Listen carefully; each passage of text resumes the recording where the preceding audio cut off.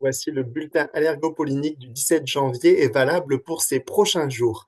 Alors oui, le froid freine fortement la floraison des arbres, hein, notamment les aulnes et les noisetiers qui gardent pour l'instant leur pollen, qui ne sont pas trop émis dans l'air, ce qui est une bonne nouvelle pour les allergiques hein, qui peuvent mieux respirer en cette semaine bien froide sur tout le pays. Alors la semaine prochaine, malheureusement, le froid perdra du terrain et la douceur reviendra. Le temps sera bien anticyclonique, ensoleillé sur la France. Et donc, les pollens de noisetier, notamment, hein, et d'aulne aussi, pourront sortir et gêner les allergiques. Hein. Le noisetier qui a besoin que de 5 degrés pour fleurir pourra libérer ses pollens. Ici, on a justement les chatons de noisetier sur cette image. Hein. Chatons qui sont les fleurs mâles du noisetier qui émettent les pollens et qui sont prêts vraiment à libérer leurs pollens allergisants. Donc, soyez vigilants, suivez bien vos traitements et faites attention si vous habitez dans le nord du pays, hein, surtout les aulnes et les noisetiers seront en floraison avec un risque d'allergie pour l'instant de niveau faible, mais qui pourra augmenter dans les semaines à venir si le temps se radoucit.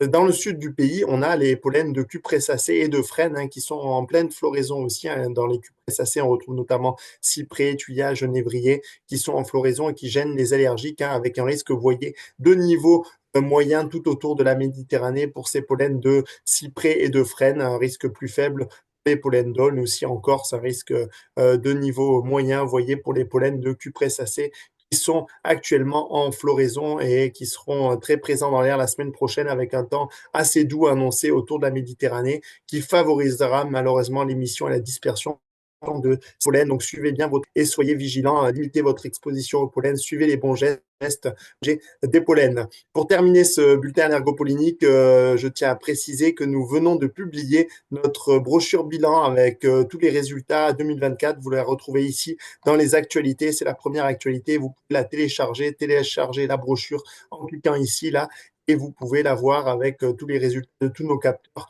de l'année 2024 pour tous les pollens allergisants et les spores de moisissure aussi.